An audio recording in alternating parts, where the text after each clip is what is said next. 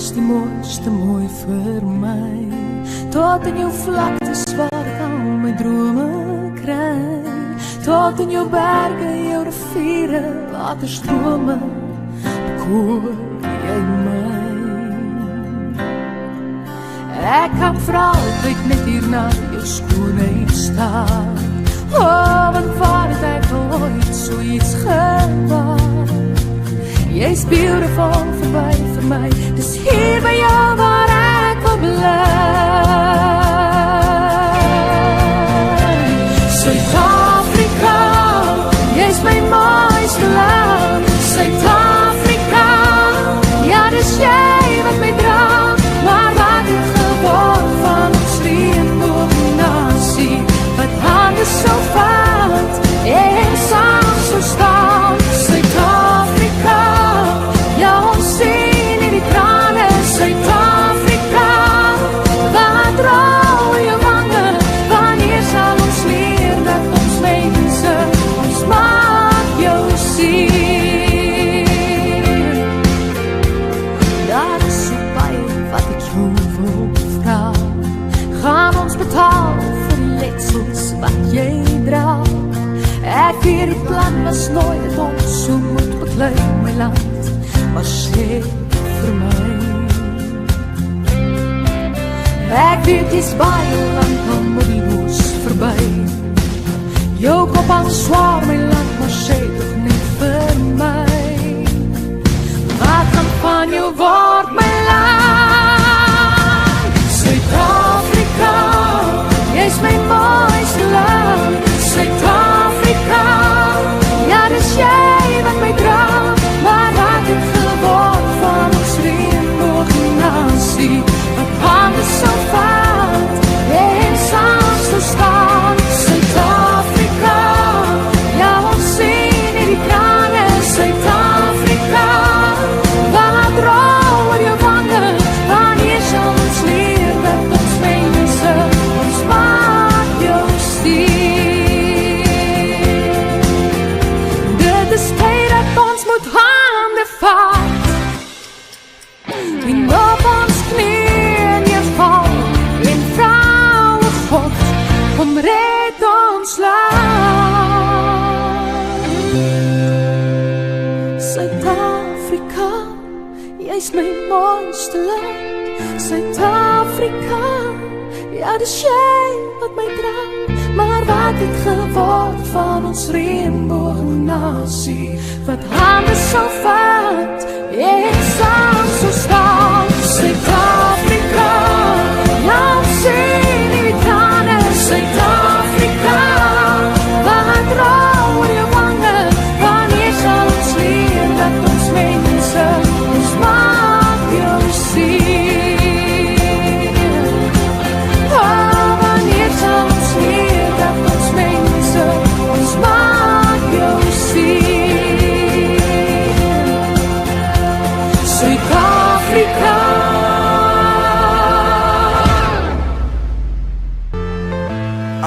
I'm saying bye to all the lies and all the times you cried, saying that I wasn't right, yet I was right by your side. You manipulator, playing games, your friends commentators, and I don't know what you say about our private conversations, but it's got them hating. Thanks to all the rumors you be claiming. It's cool, I'm done with you, so they can throw you a celebration. You gon' hate it when you see me with somebody living better. I'm trying to tell you that me just doing me gon' have you jealous.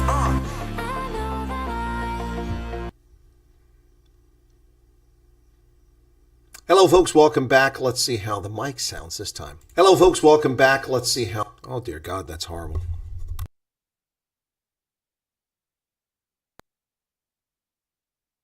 And how's that? And how's that? Oh, that's better. I don't know what's going on here. Very, very odd situation here. Maybe I need to reboot my computer. That could be it. Welcome back to the program, folks. It's Wednesday, so we do an early stream because we have Wednesdays with the Colonel coming up here with the accused standing on the docket, one Ronaldo Gouws. And with breaking news, we're going to start our broadcast this evening talking about that situation in Geberge, Nelson Mandela Bay, Port Elizabeth in the Eastern Cape. Let's get right to it. The captured South African Human Rights Commission has issued a public statement as it continues its demented pursuit of Ronaldo Gouws.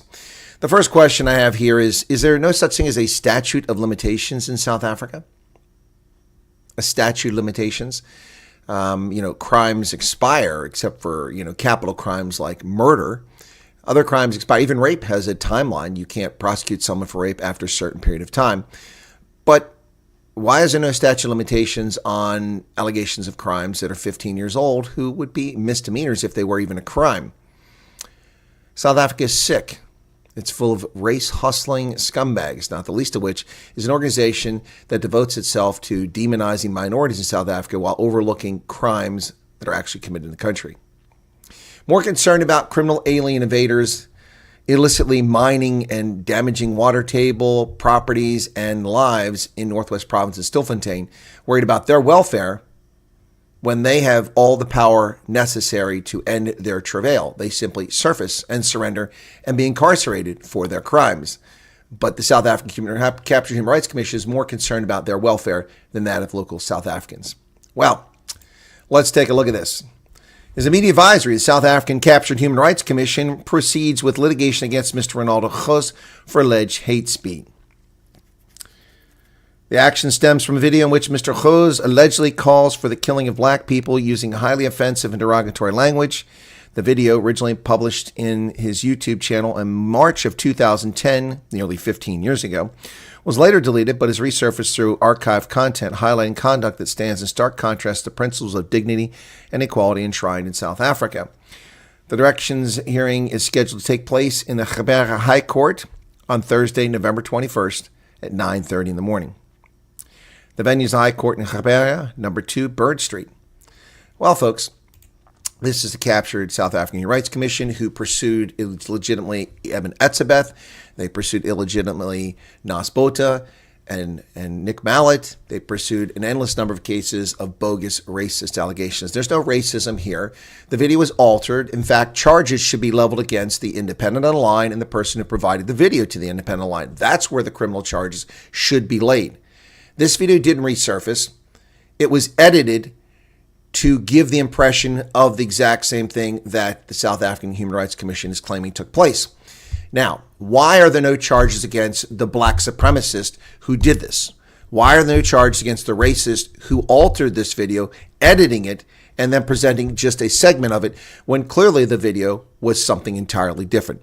Why? Why are there no charges? Why is there no case? Because this is an organization dedicated to the demonization, the impoverishment, and the criminalization of minority South Africans. It's not devoted to equality. If it was devoted to equality, then the South African Human Rights Commission would have taken up the charge of rural farm murders and the targeting of elderly white South Africans on rural farms. But it hasn't. It hasn't. The South African Captured Human Rights Commission would have charged the people who fraudulently accused the former South African cricket captain of racism for 3 years, destroying his reputation. The South African Human Rights Commission would have gone after the gentleman who fraudulently attacked Eben Etzebeth and then claimed racism. They exist to demonize minority South Africans. That is their purpose. That is their history. Yes, they have an occasional case where they go after a nobody, an insignificant black South African just to prove that they, we do it for everybody, but that is not true. That is simply not true. Julius Malema has uttered racist comments and never once gone before the South African Human Rights Commission in a lawsuit. Not once. So what's going on here? What's going on here? Chris Sten says the Rainbow Nation was always a farce. It was. Because you have a generation or two of black supremacists inculcated with hatred and racism towards others, whom they blame for their failures, not their sloth, not their ineptitude, not their illiteracy, not their just incompetence. They blame other people for their failures. Now they're blaming foreign spaza shop owners for their failures. It wasn't foreign spaza shop owners who created the environment that allowed spaza shops to flourish to provide goods and services to poor South Africans. It was the ANC that created that environment. It's the South African Hate Research Council. Yeah, well, that's a good description for it. Here's their media advisory. Thursday, November 21st at 9:30. If you happen to be in Port Elizabeth, this will be taking place tomorrow, if you're interested. For further information, you can contact the South African Captured Human Rights Provincial Manager, Dr. Eileen Carter, at null 43-722-7828. Or you can email her at ecarter at the captured South African Human Rights Commission. Yeah. So, interesting. Well, anyway, this is a bogus, ridiculous. In fact, the South African Human Rights Commission should be charged because they know this video is illicit. They know it's illegitimate. They know that Ronaldo Gouws did not do what they're accusing him of. That's why they clearly put in here allegedly in their state. All right. Let's get back to the chat. So we've got Dylan Comberg here, Chris Sten, George is in, Garrett Gillich from Somerset West, Richard Kuhn, RB. First I own on the stream. I don't know what that means. Kingdom Come, welcome. Greetings from a warm evening in Durban. Oh, Dirtbin, how's it going? I have to ask, all this talk about political and criminal injustices, yet it goes nowhere. How does talking help? How does talking help? Who is talking? Chris, I don't understand your question. Is your question that people complain and take no action for it? I'm not sure how to address that. I have solutions, but you must achieve political power in order to achieve those solutions. For instance, we have no federal law enforcement policing force. We don't. We don't have a national police service like SAPS. We don't have that. We don't have a gendarmerie like Österreich. We don't have a gendarmerie like France. We don't have a carabinieri like Italy. We don't have anything like that in the United States. We have local police, state police, county police, sheriffs, local police departments.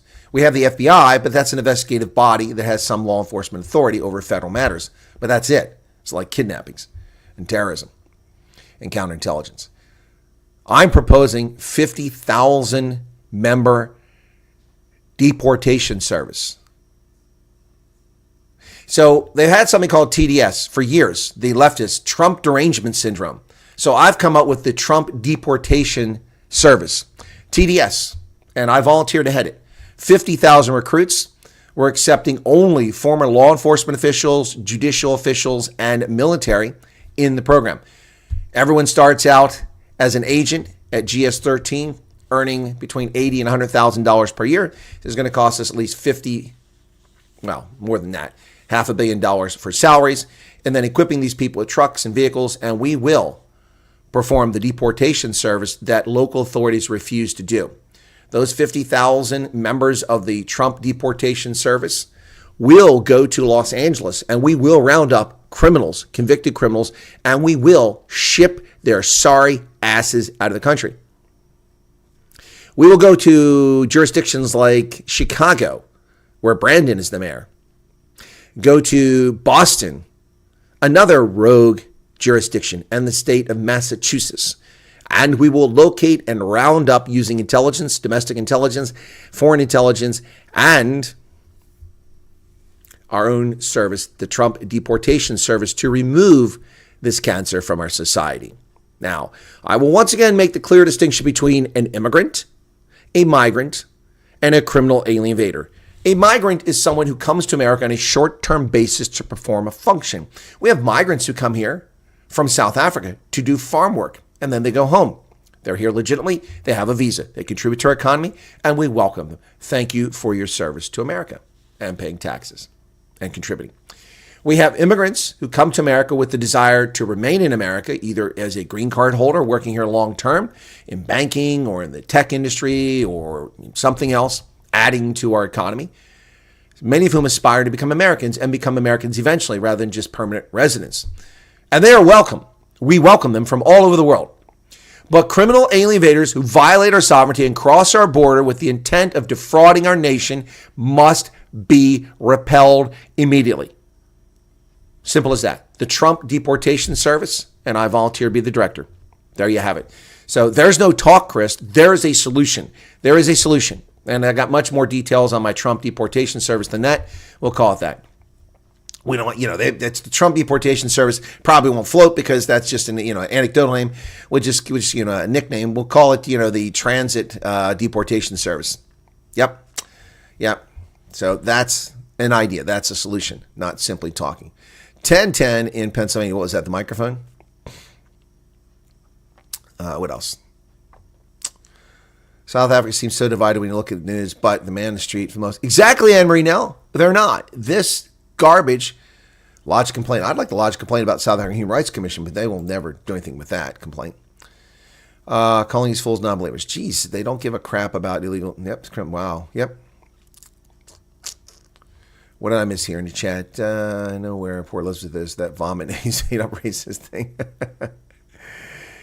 Even Jan Bry. I covered that in my video, but nobody's watching my videos. My production has gone down. So I have to, make a decision here, folks. I'm considering what should I do? Appreciate the 62 people we currently hear, but there's been a big tail off of late in viewership on my channel. Don't know what's going on. If I put people off, it's a real possibility. Maybe profanity. Maybe I was rude in someone's view to a viewer. Certainly to Julie, who was disrespectful to my guest on Monday.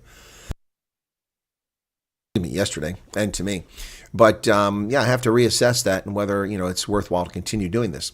Eric is here. Jonathan DT, who put the ANC in power. People like Helen Zillow. What else? Ellen says, and you're thinking of moving to South Africa after to test what this country has become, but unfortunately I'm stuck here. Come to South Africa. Ellen, I never said I was moving to South Africa. I said people want me to come to South Africa all the time. I've talked about properties there. You don't have to be a resident in some place to own property. I can own property in Germany. I can own property in the U.S. and Canada. Yeah. So Meerkat says hello, and Shawnee is here. Shawnee, you changed your name to Shawnee Gross. That's pretty cool. I noticed that a few days back. Neville Purton says, good evening. Yes, how is all this criminal behavior going to be addressed when all this happening is lip service? Not blaming you. No, I didn't take offense, and I know you weren't blaming me, Chris, but my point is that you have to have political power. I think we agree on that. I think that's the issue. Without political power, you can't change these things. Donald Trump has political power, and perhaps he'll change things. We'll see. Marilyn says, you go, Chris, and the TDS. Meerkat, they will demonize Donald Trump long after he's dead and buried. 30 years from now, they'll still be lying about Donald Trump. Let's start with one of the biggest lies ever. Donald Trump bans Muslims from coming to America. What a crock of horse manure that is. There are millions of Muslims in America, and many of them are not even Americans. They live here, and they visit here, and they come here. They attend school. They visit family. They come here for vacation. Millions of Muslims. They were never banned. And Trump didn't ban Muslims from 6 predominantly Muslim countries. Trump banned everyone who wanted to immigrate to America from 6 countries that were recalcitrant and refused to abide by the internationally agreed standards in the aftermath of 9/11 for 19 years. 19 years. Well, 16 years when he first did it, and 19 when he did the second round. That's the truth. But they want to lie. And Nancy Pelosi is a fraud who used her Speaker of the House stationery and the platform of the Speaker of the House to lie to the American people, claim that Donald Trump banned 354 people of color from coming to this country. She is a lying sack of horse manure. And I'll tell that to her face, because that's what she is. She's a political fraud. And they keep voting her in because the people in California are morons who vote for her. Yep.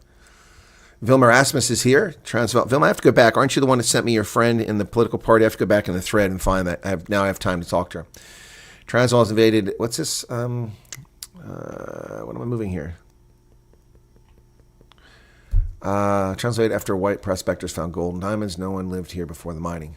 Transient. People pass through. Cattle herders move back and forth through the area. The Tswana lived there. You can't deny that.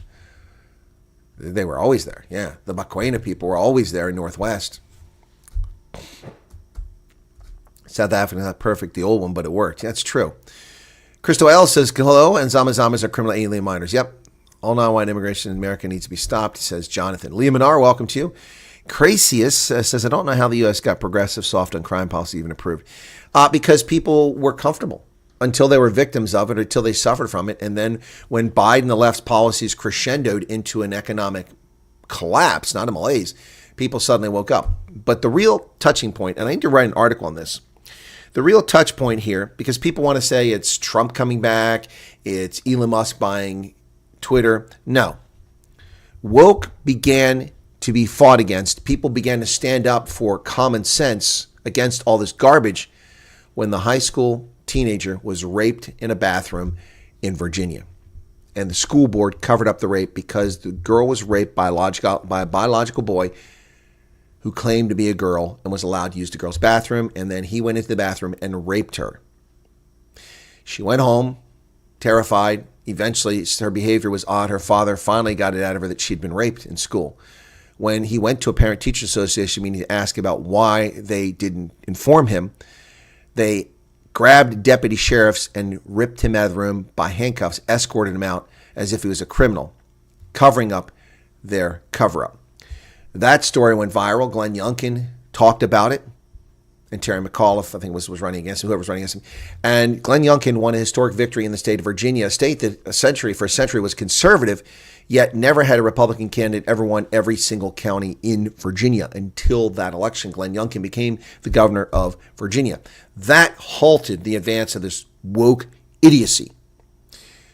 Elon Musk putting together a consortium in which he was one of the shareholders to purchase Twitter for about $40 billion. That picked up momentum. And then all of the efforts of the demonic left and the fake media to demonize Donald Trump for the past 3 years with lawfare, with lies about him, with lawsuits against him, with efforts to illegally, unconstitutionally remove him from the ballot in Colorado, remove him from the ballot in Maine. By the way, without those two states, he still would have won the election. So to those two states. All of that, people began to wake up. And then Trump's victory, now they're running scared. ABC, I'm in the process, I put a video on Twitter. Some of you might have seen already a couple because I just posted. I put a video on Twitter of Sonny Houston forced to tell the truth on air. She lied, she slandered Matt Gaetz, Representative Matt Gaetz, basically calling him a sexual criminal and a predator or something like that. That's basically the gist of what she was saying he's a criminal. And so there's no evidence of that. So that is slander. She cannot prove that. So within 4 minutes of her running her mouth on the Dystopian View, the legal team, which obviously has to watch that show because they run their mouths and say all kinds of garbage, sent a legal note. She had to read a legal note on screen, and you should have seen as if she was having an enema. She was so uncomfortable reading it and telling the truth that the Department of Justice spent 3 years investigating Matt Gaetz over these politically motivated allegations and they dismissed the case because there was zero evidence of misconduct by Matt Gaetz. Now, I'm not a fan of Matt Gaetz. I'm not an opponent of Matt Gaetz, but I do believe in the truth, and that's the truth. And no one in the media is saying that. Instead, they're running around committing slander or printing things and committing libel. So, Sonny Houston, much to her chagrin, was forced to read that legal note. This is a woman who's an attorney, supposedly a former federal prosecutor. Disgraceful. It's all political power by the elites. It helps no one and keeps the corrupt politicians. Yep, exactly. Garrett says you're being shadow man. Yeah, I think so. Shawnee says, thanks for noticing my name change. I started posting gardening content. Snow today in Minnesota. Okay, well, Shawnee, I did notice it. I didn't say anything until today. I thought I mentioned today. You are gardening. Well, not tonight. Not in Minnesota now, unless you're doing it in the greenhouse. It's snow. Yeah, we're supposed to get snow here in Pennsylvania tomorrow, but I'm going to get less than an inch of accumulation in this area.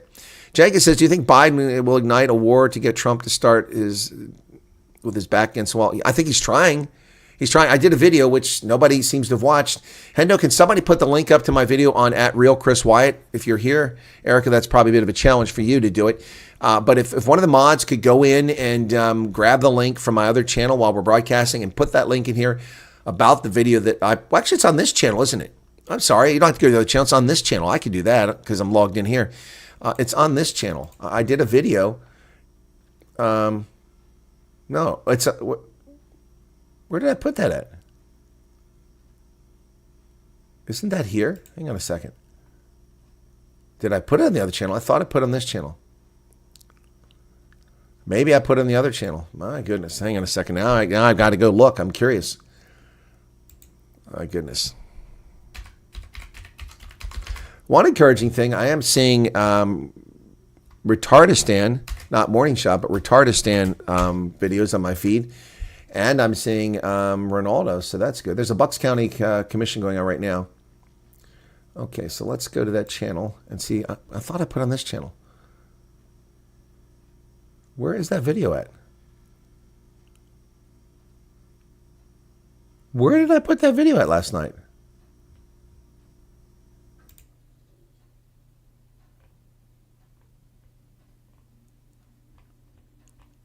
Okay, now I'm confused. Didn't I not load that video up? We all complain. Morning, hello. I think I see the video. Okay, well, I can't. Where the hell's it at? It's not. I'm not seeing my video. Oh, I'm in the wrong spot. That's why. I'm on the lives. Okay. Sorry, I'm doing too many things at once. There it is. Biden escalates the war. Yeah, let me put that up. This is, I did this last night. So I'll show you a few minutes of this. Please go watch this video. If somebody, yeah, it's on this channel. Sorry. It doesn't have many views. About 6 minutes long. We're just going to show a little bit of that right now, and then we'll get back to the news. This is what I recorded last night. Years of Joe Biden's proxy war to cover up his Ukraine dealings has okay, let's go back to the start. We're missing something there. Nearly 3 years of Joe Biden's proxy war to cover up his Ukraine dealings has depleted the United States 155 millimeter artillery round storage, stockpile, Patriot missiles, and now ATACMS. The Biden regime has disarmed America and left us on the brink of a global conflagration. We shipped M1 Abrams, German Leopards, French artillery, Patriot missile batteries, Bradley fighting vehicles, and so much more for the Ukrainians to abandon on the battlefield. The Russians have been able to use battlefield exploitation of that abandoned equipment to discover our vulnerabilities and capabilities. The Americans and or the Germans likely blew up the Nord Stream pipeline, causing massive ecological carnage and carbon dioxide release, and denying Central European homes of heating in winter after idiot German politicians abandoned nuclear power. After centuries of neutrality dating back to the early 1700s, Sweden is now a combatant, having joined the North Atlantic Treaty Organization. Finland broke its nearly century of neutrality and joined NATO as well, escalating tensions with Russia, with whom Finland now shares NATO's longest contiguous border. At every turn, Biden first ignored the threat from Russia. 6 weeks after he became president, Russia moved 70,000 troops to the border of Belarus and Russia with Ukraine. And then he fueled a proxy war via NATO's puppet in Kiev. Biden has poured our national treasure into this dark abyss, sending hundreds of billions whenever his lackey Volodymyr Zelensky demands more, which is ironic, given Joe hardly knows where he is most days. After all, that corn pop is a dangerous character. Yet nearly 2 months after a devastating hurricane wiped out lives in the foothills of Appalachia, tonight, with Americans sleeping in tents while criminal alien invaders are living it up in hotels in Manhattan, survivors of Biden's neglect and FEMA's incompetence are huddling in tents as the temperatures drop towards freezing in the mountains of North Carolina. So there you go. That was from last night. That hasn't got a lot of views, so it's disappointing. But I mean, that's it's what happens. Whatever. We're not here about that. We're just here to get the word out. So hopefully the word will get out. So yeah. 90 plus people here now. Thanks for being here. Ramaphosa wants to 1.3 trillion for the developed world. Well, yeah, he's not going to get it from me. What do you think will happen to Adam Schiff? Hopefully, well, Adam Schiff will be in the Senate. Nothing will happen to him. Jenkins said, I saw your video. Thank you for that. And Cecius says, I see it. Thanks. Okay. And I'm sorry for the clips in there. For something was going on with that being converted, that video, and I wasn't going to read it again. Maybe I'll read it again at some point. But yeah, that was something happened with the audio there. So it's not you. It's that. So the video. I couldn't fix it. Okay. Biden made 180. Yes, he changed his direction. One would think Biden's advisors. No. They're just all leftist sycophants. Most of them incompetent and capable of doing anything except living off the government teat. How does Joe sign this while being lost in Brazil's jungle, asking for a friend? Why would you summarize the Germans sabotage Nord Stream? Surmise. It makes no sense, nor would the Russians. No, I said the Americans or the Germans did it. Well, the Germans have a conflicted government, and it may very well be in the control or midst or influence of the U.S. Very well. Yep.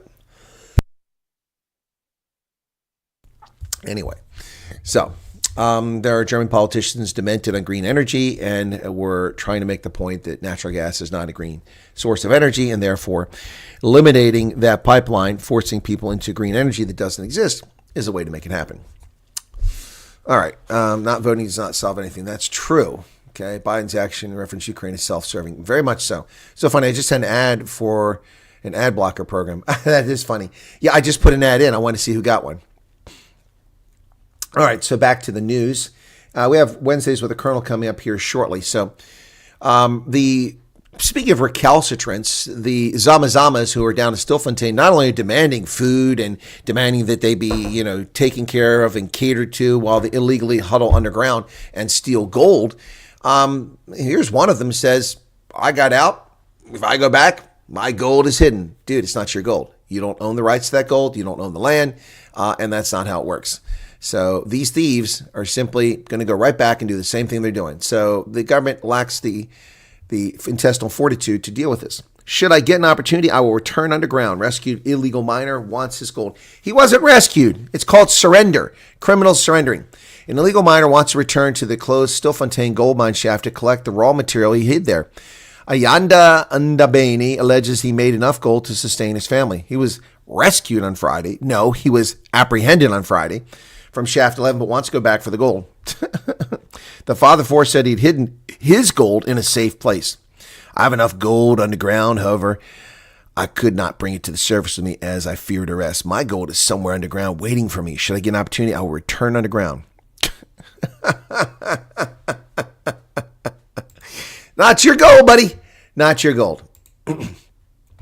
Well, antiretrovirals are not Panado. They're not Tylenol. Nope, they're not. So says Health Minister Mozzoledi. They cannot be sent to illegal miners without a diagnosis. Well, that's correct. Unless you have a script, you shouldn't be taking antiretrovirals. They're not bubblegum. Dangerous, toxic drugs. The lawyer. What happened to the money? $15 million for a severely disabled girl, medical legal settlement. She's only gotten $50,000 in 4 years. But this lawyer gets off. He is acquitted by the legal counsel. They say they can't convict him, and he cannot explain where the money went. Why are courts paying money to lawyers? Why not to the victims?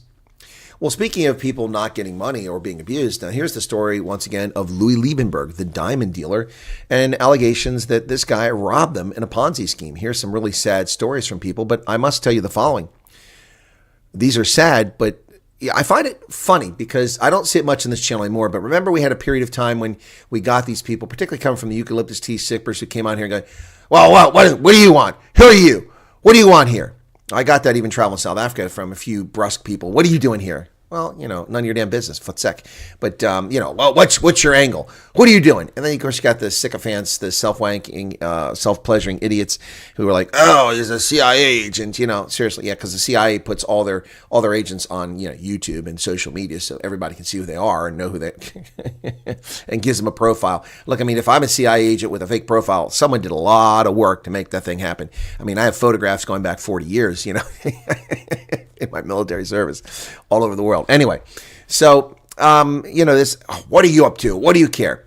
Yet the same people are dumb enough to be hoodwinked by scamsters who defraud them of their money as a business partner, who take their money in Ponzi schemes and they hand it over because he was good in the Lord. He had faith. He seemed like a dynamic and good person. If that's how you make your financial decisions with your resources, with your retirement, with your savings, well, I can have empathy for you, but at some point that runs dry. So let's look at the alleged Ponzi scheme victims here that are coming forward. And I'm not picking on these people. I'm just saying in general, folks.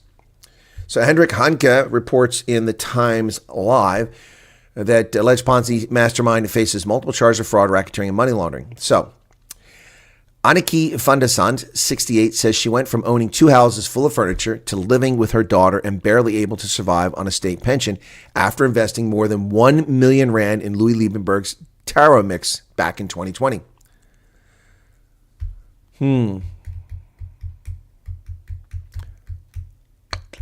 Interesting. Van der Sand told Times Live she had met a woman who did admin work for Liebenberg, and they became friends. After my divorce, my ex-husband and I sold our property. The woman knew money was going to come to me and told me about a so-called investment opportunity. She went on social media investigation. I looked at his page, and he spoke so eloquently and with so much love of the Lord, I did not think I could go wrong. So she sent 2,000 rand and was paid out within 2 or 3 days. I was very impressed with this return investment. Okay.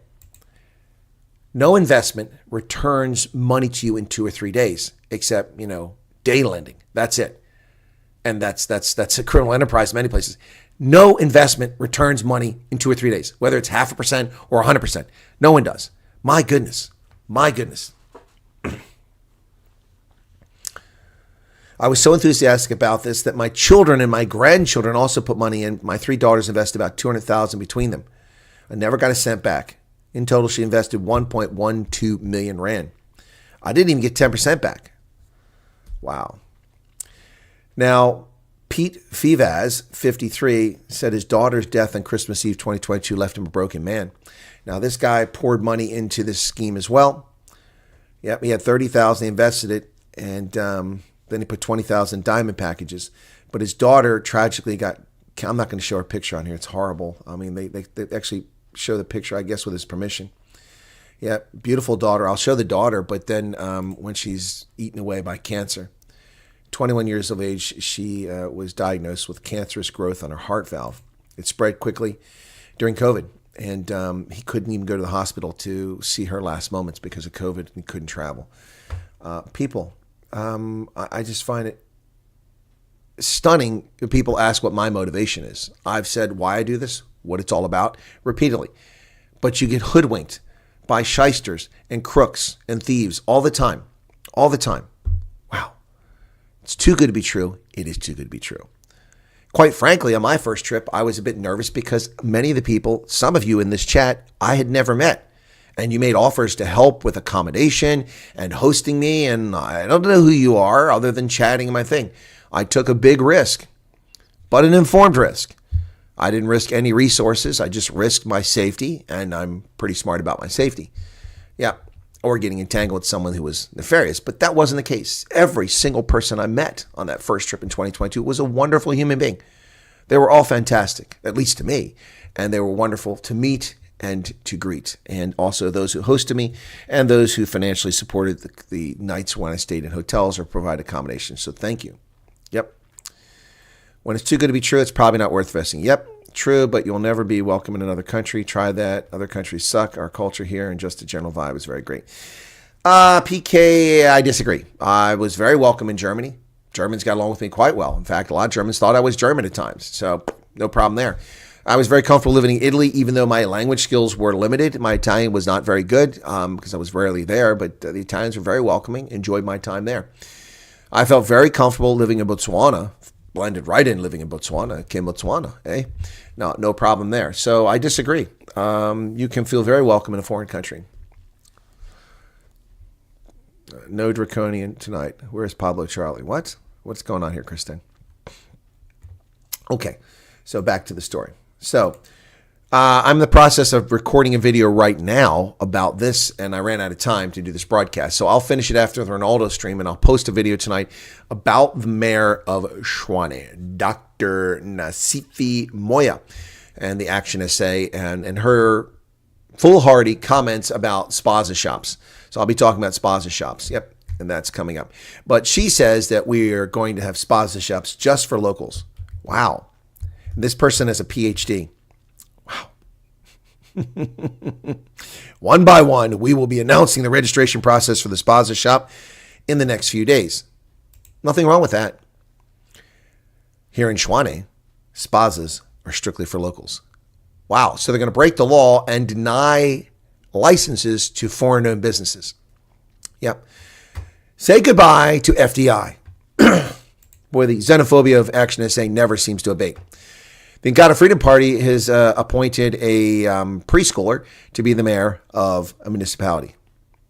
No, he's not a preschooler, but he's 26. Yep.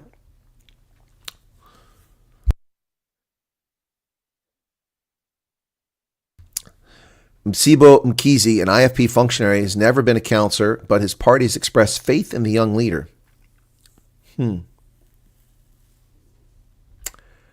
26-year-old is now the executive mayor. Alongside Bongani Baloya, 26, and former ANC Oudtshoorn Mayor Chad Lowe, 24, hold the record of being some of the youngest mayors in the country. 26 and a mayor. Well, I'm sure that'll go very well.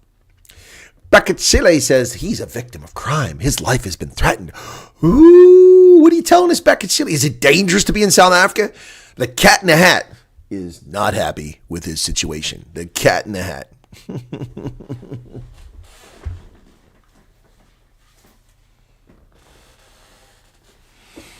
My life is in jeopardy.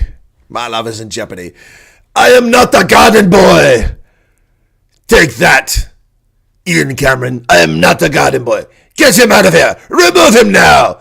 Get him out of here, evil white spawn. Oh, the Not a Garden Boy says his life is in danger since he left out. People have threatened him. They've broken into his house. Oh my God. The Cat in the Hat is experiencing life of a South African, not a cater. Life as a South African's a bitch, isn't it, Beckett Seeley? When you're not a cater, yeah. I have reported some incidents to the police. I've seen the cars that were following me, and I've especially reported this to the provincial commissioner, says Beckett Seeley. He's received threats. Former police commissioner, the Cat in the Hat, says he's received a lot of threats since leaving office in June, including a break-in at his home. Well, welcome to South Africa, Beckett Seeley. Hey, brother, welcome to the party. You get to live the life that you foisted on 63 million, 62 million, the rest are caters, South Africans. Welcome to the party, Beckett Seeley. No special treatment for that cater. Well, Pretoria Girls' School is striking back against the governing body, launching a legal battle over the bogus racist claims. Pretoria High School for Girls has filed a court application against the Gauteng Department of Education following a controversial investigation into alleged racism at the school and the findings of an independent probe into the school's culture. The school governing body has launched court proceedings. Legal action follows a series of events that began with 12 learners, including 8 prefects, suspended on July 24th in the racist suspension. Yep. So, there you go. And I hope that these people pay a price for this race hustling on top of what just happened with Hank's Old Irish Pub and with AfriForum. Get them, get them, get them. And then Ronaldo Gouws should win his case, but you never know. The courts are captured. Well, Ukraine's ambassador to South Africa, a lady whom I've interviewed twice, once via Zoom and once in person at her mission in Hatfield. She is saying that, well, South Africa is very concerned about Gaza, but what about Ukraine? Proactive on Palestine, but not on Ukraine. South Africa's ambassador to South Africa, Lubov Abratova, says the African Peace Initiative mission was a significant effort to resolve the conflict. However, South Africa is very firm on Palestine and very proactive, while in Ukraine, we don't see this proactive position, and I hope that South Africa will be consistent in it as well. Ambassador Abratova, let me just do a prediction for you. They will not be proactive on Ukraine because they are allies of Russia. They are Putinist. The ANC are Putinist. That's why they had to retain the foreign ministry, Durko. Couldn't hand that over to the DA because that would have ended. And they have to take care of their boy in Moscow. So I'm sorry, Ambassador Abratov. It ain't going to happen. Leon Schreiber is cleaning house. Yeah, folks. Home Affairs crackdown. 18 officials fired for fraud, graft, and sexual harassment. 4 were fired for irregularly granting identification documents, 6 for irregularly registering marriages, 3 for irregularly processing birth certificates, 1 for irregularly processing passports, 1 for irregular approval of visa applications, 1 for irregular extension of asylum seeker permits, 1 for sexual harassment, and 1 for the irregular deactivation of a file. Wow, these are the people working at Home Affairs, committing crimes against the country. Well, anti-corruption protests have broken out in neighboring Botswana. Botswana's new leader, President Duma Botha, a leftist, has promised zero tolerance for graft in his administration. The pledge comes as scores of Botswana join in youth-led anti-corruption protests urging the government to prosecute former officials accused of looting public coffers. Yeah, indeed. Indeed. Monshiwari Mokopane, an investigator for Botswana's Director of Corruption and Economic Crime, said his office has seen an increase in the number of reported cases. Of course, we have a problem of corruption in the country. It's reflected by the number of cases we receive under investigation. The reports show an increase in the number of cases that we are receiving. There is that need to actually sharpen our swords and fight corruption. Well, there you go. So Botswana, Transparency International, are you paying attention? Not so clean and not so clean. North Carolina National Guard has added last year Malawi to the states that it helps with its services. Botswana, Moldova, and now Malawi. Something that I was working on when I was there. They finally made it come true over a decade after I left. Malawi Defense Force invited chaplains from the U.S. Army Southern European Task Force, Africa, and their new state partners, the North Carolina National Guard, to participate in a military-to-military exchange The collaboration in August marked the first interaction with MDF chaplains since 2019, highlighting a renewed commitment to partnership and religious support. Now, when I was in charge of mill-to-mill relations with Malawi, the Malawi Defense Force, we did over 20 events in a single year. Yeah, no one has ever achieved that since my departure. No one. Chatham House has rescinded an invitation to President-elect Daniel Chapo from Frelimo. They've asked him to address its stakeholders any day between 4 and 6 December. However, they've withdrawn that because of allegations of widespread electoral fraud and appeals. UK's Royal Institute of International Affairs, known as Chatham House, has withdrawn an invitation to Mozambican President Daniel Chapo because of the dispute around the election. Well, things are not looking very bright in Mozambique. Not looking good there, folks. Meanwhile, kidnapped in Kenya, an opposition veteran, Kizza Besigye, appears in a Uganda military court. A veteran Ugandan opposition politician was kidnapped during a book launch in Kenya at the weekend and transferred to Uganda to be brought before a military court, according to his wife. Kizza Besigye has run against Uganda President Museveni 4 elections and lost each time. He appeared in a Kampala military court on Wednesday and was charged with several offenses, including unlawful possession of firearms, and remanded to prison until 2 December. He denied all charges. Wow. I request the government of Uganda release my husband, Dr. Kizza Besigye, from where he is being held immediately, said his wife, Winnie, who is head of the United Nations AIDS and an Undersecretary General of the United Nations. That is a high-profile kidnapping and arrest. Uganda is out of control. They kidnapped this man from Kenya. Kidnapped him. This is a rendition. A rendition. Well, Benjamin Netanyahu caves, now offering the terrorists $5 million for the return of each hostage. Wow. Now offering a reward for their freedom while still vowing to punish anyone who hurts a hostage. After all the sticks Israel's wielded, has decided to find out if carrots can make a difference. Well, don't hold your breath on that. Ain't going to happen. Well, China's defense minister told General Lloyd Austin to futsek, to shove it, rebuffing the Biden regime in the last dying days of the corrupt leftist outfit. China's defense minister will not meet with America's Secretary of Defense this week, marking the first time in a year that Beijing has paused high-level military talks. A senior American defense official speaking with reporters before a summit of Asian defense officials in Laos said the Pentagon had offered to meet and that China declined, citing objections over U.S. arms sales to Taiwan. Well, I object to China firing live ammunition at Taiwan, but that's just me. Well, landmines are being used all over, but now Myanmar overtakes Syria as the country with the highest number of landmine casualties. Use has spread, and most of the victims are civilians, as is the norm. Globally, civilians make up 84% of all recorded casualties where military civilian status was known. Children account for 37% of civilian casualties where the age group was recorded. That's 1,498 victims of landmines. Wow, this is unbelievable. The Ottawa Treaty banned landmines, went into effect back, I think, at around 1999, or started to negotiate at that time. The United States was not a signatory to that because of what happens in North Korea.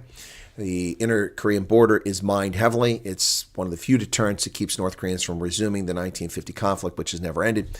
And therefore, the United States refused to sign the anti-personnel landmine treaty, much to our shame. And now we're giving landmines to the Ukrainians to murder innocents in Russia and Ukraine. Well, Japan has made a stunning discovery. $26,290,780,000 discovery, if they're correct. 230 million tons of rare earth metals were found. Wow. Scientists in Japan discovered tons of rare earth elements that keep its economy going for some time. A survey by the Nippon Foundation at the University of Tokyo found a field of dense manganese nodules on the seabed of Minama Torishima Island, 1,200 miles from Japan's capital. The nodules, 5,700 meters below sea level, contain millions of metric tons of cobalt and nickel. Thought to form over millions of years as metals transported in the ocean attach themselves to fish bones and stuck to the seabed. Cobalt and nickel are two of the crucial components needed to create electric vehicle batteries and also used to make jet engines, gas turbines, and in chemical processing. And there are the manganese nodules found at the bottom of the seabed. The survey found 610,000 metric tons of cobalt and 740,000 metric tons of nickel, which equates to a staggering amount of money. At the time of writing, 1 metric ton of cobalt is worth $24,300, nickel worth $15,497. So that's a lot of resources. Congratulations, Japan. Of course, seabed mining is a controversial subject, and it is poorly regulated by international authorities, so we'll see what happens there. Well, the farmers' protest in the UK is something that the media has mostly covered up, but the British propaganda outlet, the BBC, has actually covered it. Farmers' demonstration was best summed up in 2 images: real tractors being driven by farmers around Parliament, and beside them a collection of toy tractors being pedaled around by their children. Illustrate the essence of the farmers' argument. There's a deep-seated cultural expectation that they will pass on their farm to the next generation.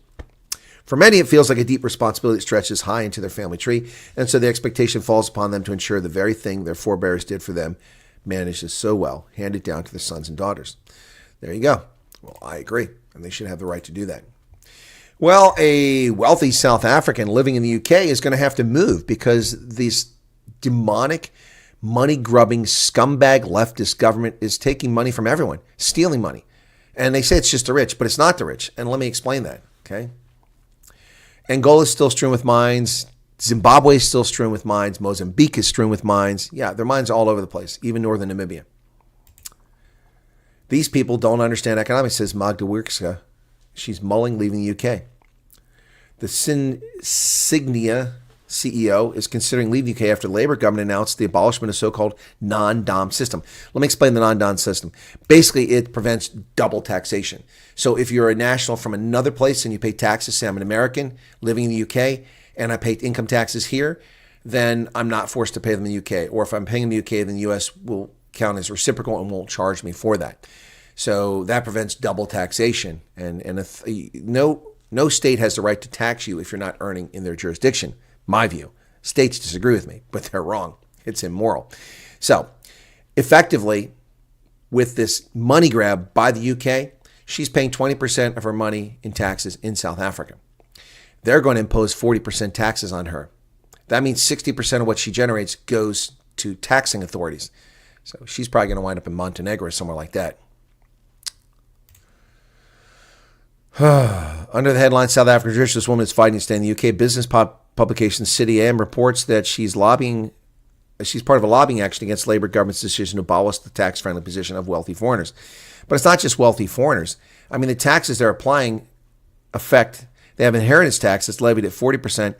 That's anything over £32,000. £32,000. I mean, cars cost more than £32,000. So they're levying a 40%. So if your parents die and all they leave you is a Range Rover, a brand new Range Rover they bought just before they died, right? Okay. They say they have 2 cars. They go out and die on a road trip and you inherit the Range Rover, which costs $100,000. Well, now you have to pay 40%, $40,000 in tax for inheriting that.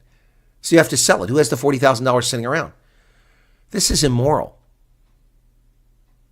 And Will Huddleton, the guy, I closed that damn, I'm going to have to do an op-ed on that idiot, talking about greedy farmers. You know, you're a moron. People are entitled to pass their wealth on that they've accumulated to their offspring. That's their choice.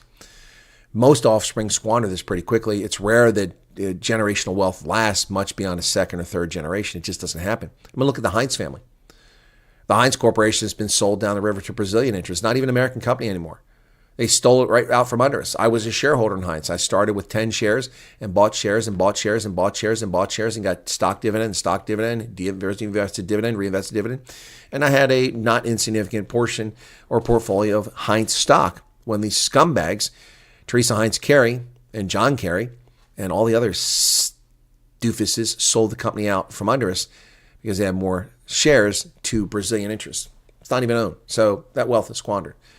Yeah, it doesn't last very long. A couple generations at best. It's rare that you have a generational wealth last beyond 2 or 3 generations. So why are you making the argument generational wealth is bad? Yeah, anyway. So £32,000 and then you have to pay 40% tax. Wow. In South Africa, the first 3.5 million inheritance is not taxed. So that's a much better scheme. Yep, then it's levied at 20% on the first 30 million. So that's actually pretty reasonable if you're going to have a taxing. But I don't agree taxing. Vladimir Putin has lowered the threshold for the employment of nuclear weapons in response to Joe Biden's idiotic decision to allow Ukraine to use ATACMS missiles in Russia. He's lowering the nuclear threshold. Wow. Vladimir Putin this morning signed off on an updated version of Kremlin's nuclear doctrine that broadens the scope for Moscow to turn its atomic arsenal on the same day the U.S. made missiles available to rain down on Russia. Wow. Well, Joe, leading us to war. Joe's leading us to war. Well, Russia is suspected of cutting the Baltic cable to Finland. That seems like a likely actor. Western officials say incidents are similar to other operations resulting from Moscow's escalating hybrid warfare against NATO countries. Well, NATO is conducting hybrid warfare against Russia, so it's understandable that Russia does it. Not excusable, but understandable. United States Embassy in Kiev has warned of potential significant air attack as Russia accuses Biden of seeking to prolong the war. U.S. Embassy closed its doors today out of an abundance of caution as it warned that a potentially significant airstrike may be coming. Well, Joe Biden, well done. Now we got airstrikes going to be coming against our embassy in Kiev, courtesy of your stupidity. As Europe prepares for World War III, what the media are calling it, Germany reveals plans to mobilize national defense and 800,000 NATO troops after Kremlin's nuclear threat, as the U.S. announces new weapons Kiev can use, including landmines. Wow. According to a 1,000-page document entitled Operationsplan Deutschland, Germany would reportedly host hundreds of thousands of troops from NATO countries and serve as logistics hub for sending huge quantities of military equipment to the front. Wow. Warmongers. Warmongers. And speaking of warmongers, Germany's taking delivery of its latest attack helicopter, the Tiger. The first of 62 light combat helicopters for the German forces delivered on Monday, only a year after being ordered. Defense Minister Boris Pistorius, no relation to Oscar, personally attended the handover of the H-145M helicopter at Airbus factory in Donauwörth in Bavaria, praising the relatively swift delivery as a sign of improvements in Germany's notoriously slow defense bureaucracy. Well, the Germans are rebuilding their forces after giving all their weapons to the Ukrainians who squandered them in fruitless attacks. Lula claims to have been the target of an assassination plot. Not surprising, this demented lunatic leftist. Members of the elite army unit plan to kill him in 2022 as part of an effort to keep Jair Bolsonaro in power. Yeah, I'm not really buying this story. This sounds like more garbage to tarnish Jair. Brazilian authorities arrested several members of the elite Brazilian army unit Tuesday, accusing them of planning to assassinate him back in 2022. Yeah, it sounds to me like political nonsense there. Los Angeles has declared itself an immigration sanctuary, a lawless jurisdiction. Los Angeles, second largest city in the United States, is setting itself up for a standoff with President Trump. On Tuesday, its council passed the sanctuary city ordinance to bar using local resources to help fund federal immigration authorities. Well, not a problem. The Trump deportation service, led by retired Colonel Chris Wyatt, along with his 50,000 agents, will handle all deportation operations in the City of Angels. So take that, L.A. Governor Josh Shapiro defends Bob Casey's recount and points to Dave McCormick's own failed recount. Well, this is because little Josh Shapiro wants to play both sides of the fence. After failing to weigh in on the criminal activity of Bucks County, Montgomery County, Philadelphia County election officials until the Pennsylvania Supreme Court for a third time ruled that they were breaking the law, he finally weighed in. But he's defending the recount, which will cost us more than $1 million. Now, let me just say this. The law states emphatically that a race that has 0.5 or less difference between the candidates goes to an automatic recount. Therefore, I have no objections to the automatic recount. Dave McCormick has won the race, and he will win the race in the recount, as long as we have people observing the recount. So no worries on that. But Josh Shapiro, little Josh, the guy who didn't protect the state during 2020 as Attorney General, and doesn't know what he's talking about now. That's the guy. Well, the U.S. Admiral said that the wars in Ukraine and Middle East are eating away at U.S. air defense stocks. Conflicts in Ukraine and Middle East are eating away at U.S. stockpiles of air defenses, according to an admiral in the Asia-Pacific region. With some of the Patriots that have been employed, some of the air-to-air missiles that have been employed, it's now eating into stocks, and to say otherwise would be dishonest. Inherently imposes costs on the readiness of America to respond in the Indo-Pacific region, which is the biggest stressor in international relations. We have no 155 rounds. We have no Millers, MLRS. We have no Patriots available. They've all been squandered, given to people to fight Joe Biden's distractionary proxy war in Ukraine. And where are all you little Ukraine flag waving blue and yellow? Where are you at now? Where are you now? Yeah. Donald Trump has picked Cantor Fitzgerald CEO Howard Lutnick as his commerce secretary. Not exactly a surprise. The Long Island native with a background in trading and real estate has been a vocal supporter of Trump on Wall Street, hosting fundraisers and advocating for Trump's policies during media appearances. Yep, this is a guy who saved Cantor Fitzgerald after the World Trade Center collapsed because their operations were in the tower. Lost his brother that day. The only reason he didn't pass away is he had taken his son to his first day at kindergarten. Otherwise, he'd be dead today, too. The New York Post pens an op-ed saying, "Please, Mr. President, ditch this dreadful duo, Gabbard and Gates." Wow. In January 2017, shortly after taking office the first time, Trump had already issued 19 executive actions, and this paper, the New York Post, dubbed him Don Nonstop, to which the second-term Trump says, "Hold my Diet Coke." The MSNBC host had barely dried their tears before President-elect Trump was nominating almost his entire cabinet. Yep, his choice of Tom Homan as border czar shows he's serious about stopping the dangerous, out-of-control migrant crisis. He'll have a steady hand at the tiller with Chief of Staff Susie Wiles and smart operators in Marco Rubio. However, the New York Post is questioning Donald Trump's selections, and let me give you a rundown of what they say about his selections. The New York Post has said the following. Here we go.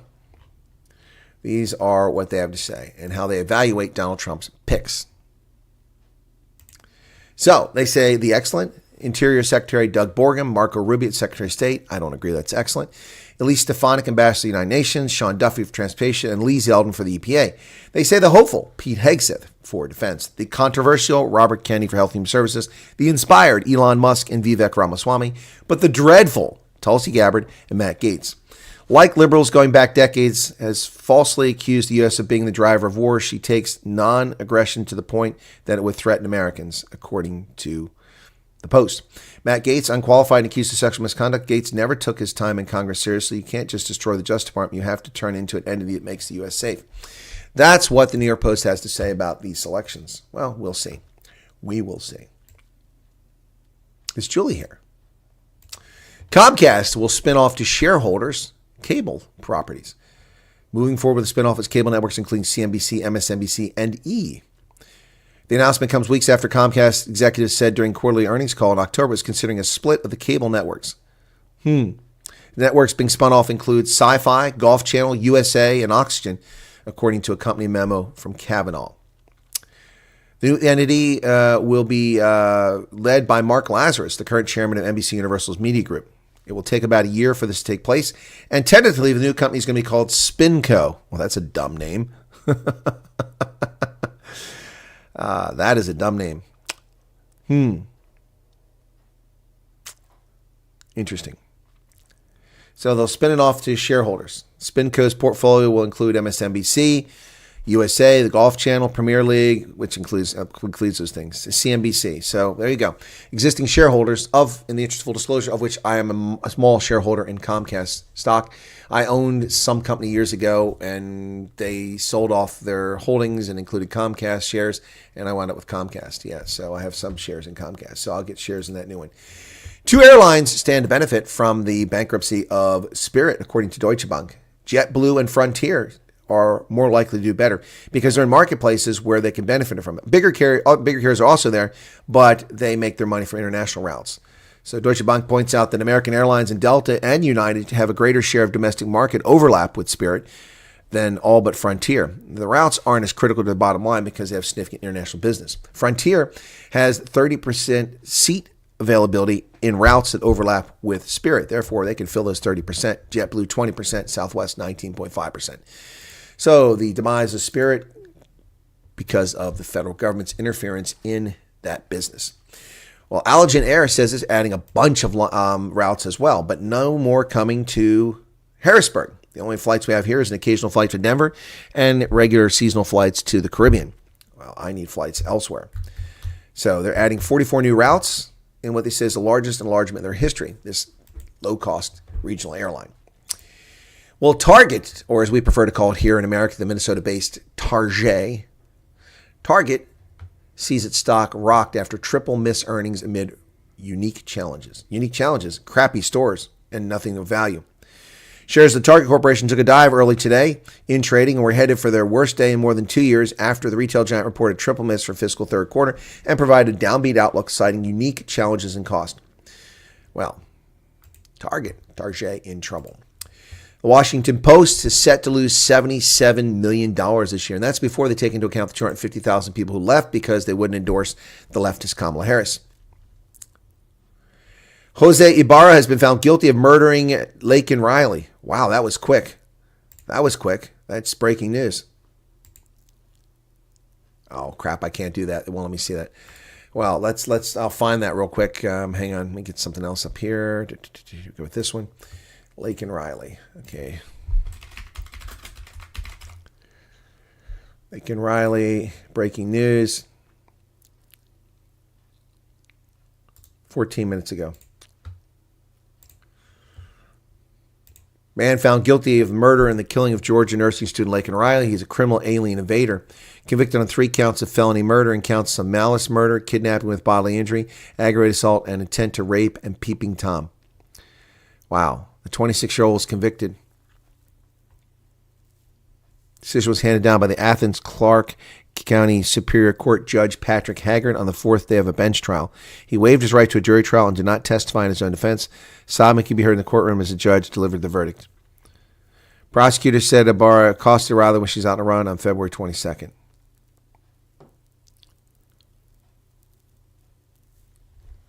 Wow. Oof, well, there you go. Well, that's some justice, perhaps, for Laken Riley. Perhaps. Not sure. Hopefully. Well, I need to set this up so we get rediverted automatically. I hadn't done that yet. Let me do that really quickly. Yeah, so more news to come here, folks. Hang on tight just a second. We're going to get to that. I'll redirect this to... That's not what I want.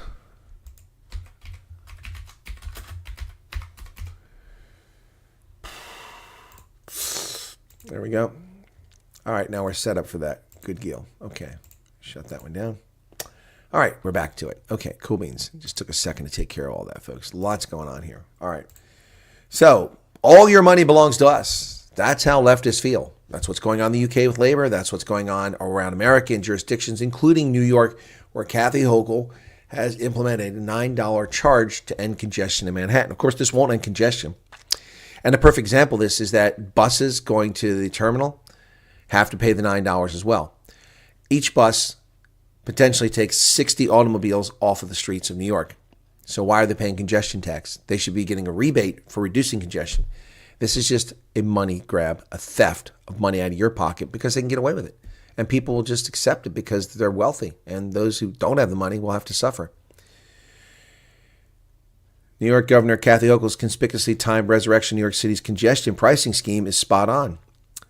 It's certainly not designed to do much anything about congestion, and while the program might scratch the itch of the aspiring central planners who harbor an irrational animus towards cars, that's not its value proposition. Congestion pricing is little more than a cash grab aimed at milking ever more revenue from the declining population of out-of-state commuters.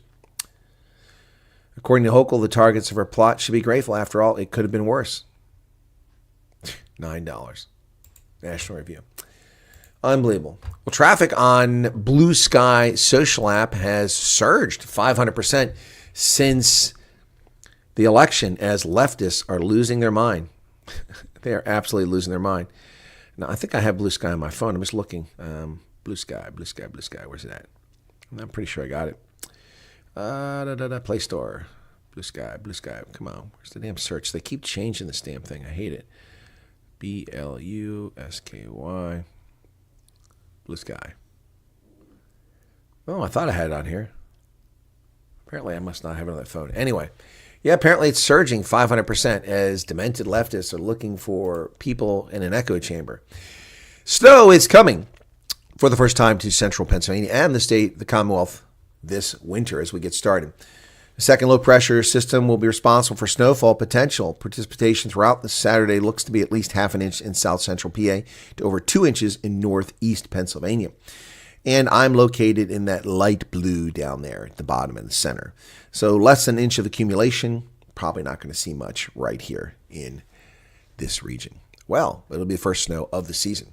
So the National Football League has no issue with football players doing the Trump dance after scoring a touchdown. It has taken off in the National Football League. It is viral. Football players scoring a touchdown and now doing the dance. They are not going to be sanctioned because it's not political. They're not wearing anything political, and they're not doing excessive celebrations. So now you see football players doing the Trump YMCA dance. It's hilarious. It's good to see that the NFL has some common sense for once. The league has clamped down on political messages expressed by players on game day, but not for the Trump dance.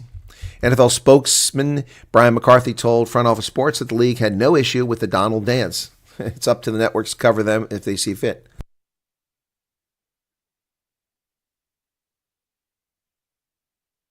New Yorkers are seeking to scuttle plans to sink the historic ocean liner in Florida. The SS United States, the largest ocean liner ever built, larger than the Titanic even. A Brooklyn concrete magnate is making a last-ditch effort to bring the crumbling historic ocean liner from Philadelphia to Red Hook waterfront. John Quaduzzi Jr., who runs a concrete empire and owns the Bay Terminal, seeks to scuttle plans to haul the SS United States to Okaloosa, Florida, where the carcass of the largest ocean liner ever built will be sunk and turned into an artificial reef. His allies have a different vision for the rusty 990-foot vessel, which is larger than the Titanic and holds a record for the fastest transatlantic crossing set more than 70 years ago. He envisioned the ship as a floating ecosystem revolving around sustainability. He says he's got a 1,300-foot parking space ready for the ship near the mouth of the canal. His backers include Dan McSweeney, co-founder of Conservancy dedicated to the USS United States. But the ship is scheduled to be towed to Florida and sunk already. It would have been there except the storms. So if he's going to save it, he better hurry. Sonny Houston looks so dejected as she has to announce a retraction to her lies on The View. Sonny Houston looks dejected as she's forced to read out awkward memo on The View just minutes after thrashing Matt Gaetz. So, Gaetz, the most controversial Trump's high-profile cabinet West Wing picks, has been accused of having sex with an underage high school girl, which he denied. Within the Department of Justice, you have the sex crimes unit, which is what I was part of, Houston said, highlighting her work for the DOJ in the 2000s. Child sex crimes and child trafficking. How could you nominate someone with allegations of child trafficking and trafficking across state lines and having sex with a 17-year-old? Well, first off, Sonny, well, I'm not condoning it.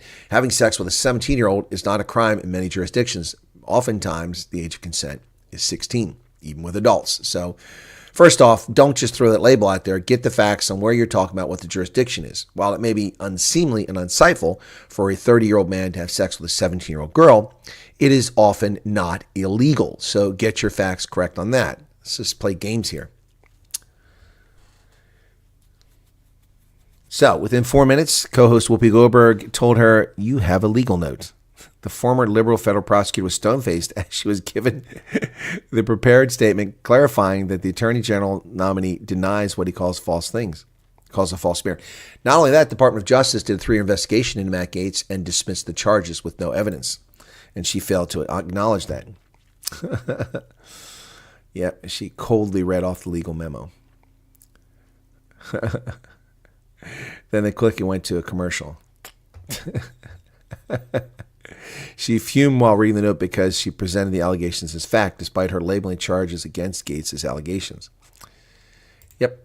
Anyway, so there you go. That's the news for today, folks. What are your thoughts? What say you on all this stuff? Are we keeping you awake? What does that mean, Meerkat? What are you talking about? Did I yawn? Was I pulling faces?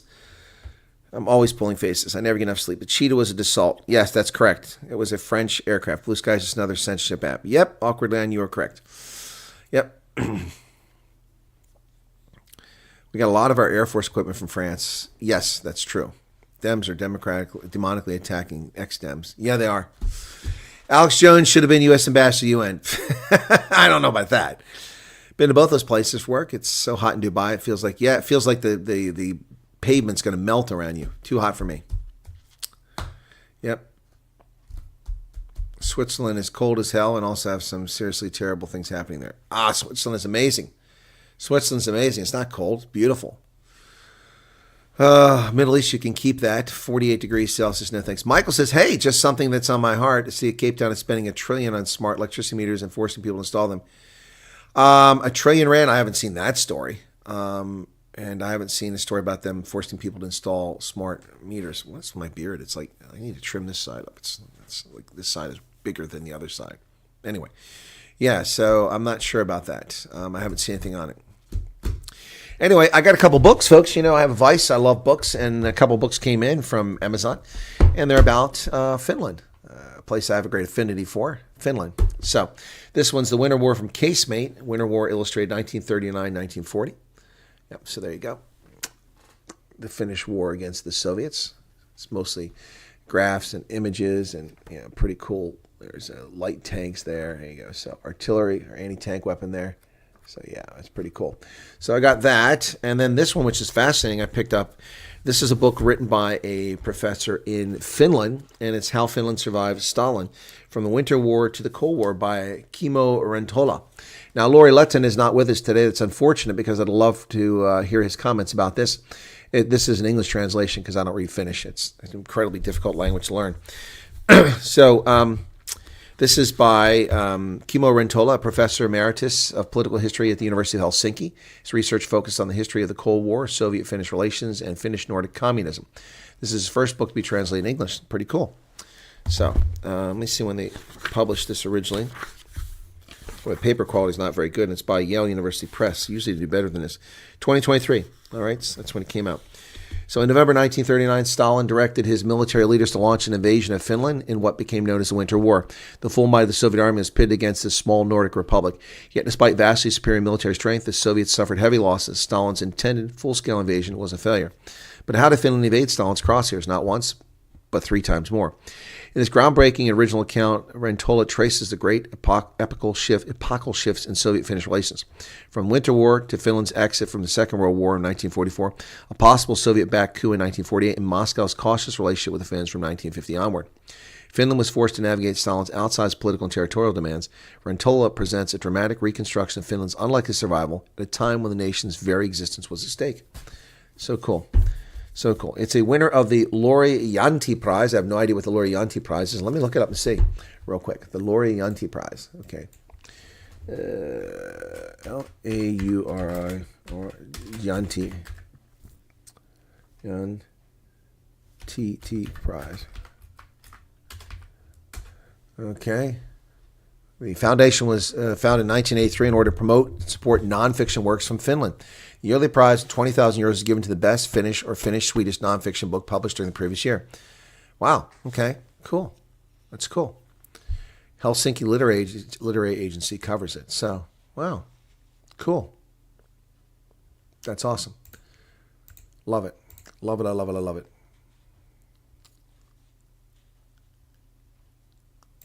Okay. Cool. So there you have it.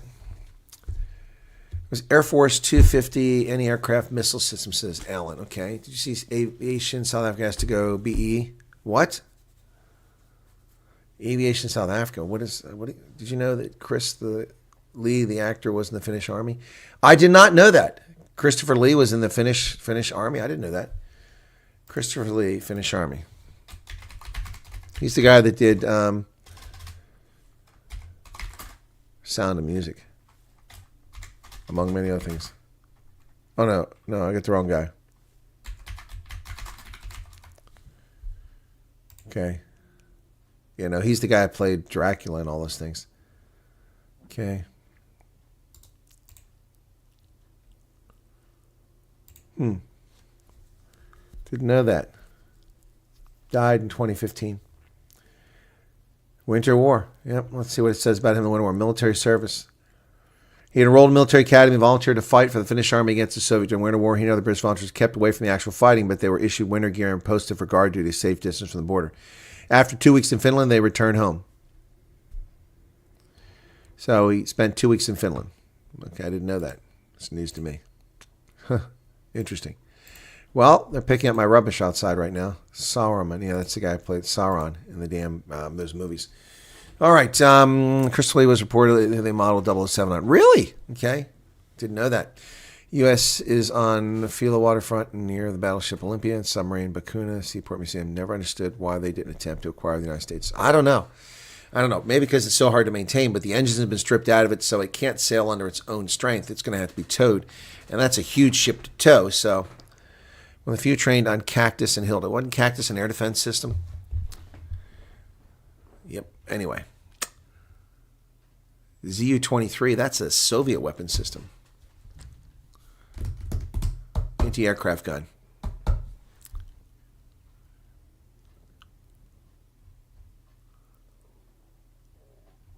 What else did I miss here? Oliphants were souped up Churchills. No, they were souped up Centurions, if I'm not mistaken. They were Centurions.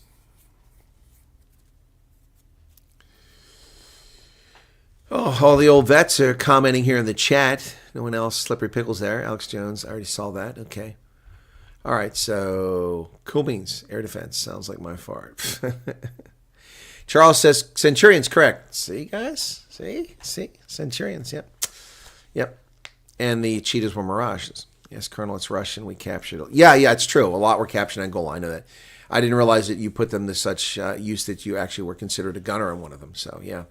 Yeah, Zu-23s. Yep, it caught a lot in Angola. Boy, the Cubans and Angolans really, and the East Germans really screwed up in Angola big time. I mean, the South Africans were almost to Luanda in 1975, and then they turned back. And everyone blames it on Kissinger. Please. That was South Africa's decision, forced by Kissinger. And then they could have got there again in 87, but they backed away. And that's the politicians, not the soldiers. They had crushed the Cubans. Look up Bosvark. Okay, self-propelled anti-aircraft gun. Okay. Oh, that's what they call it, the Bosvark? Okay.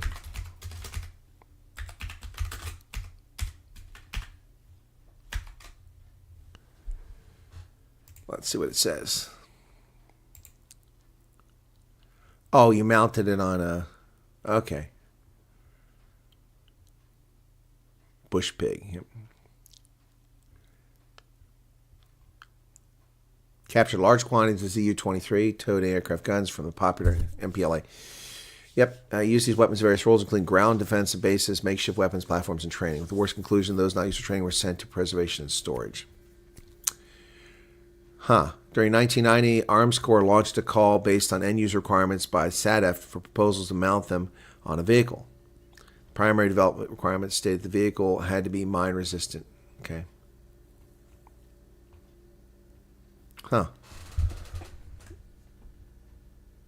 Okay, cool beans. Yeah. Cool beans. Horizon outriggers employed to provide stability while firing. Okay.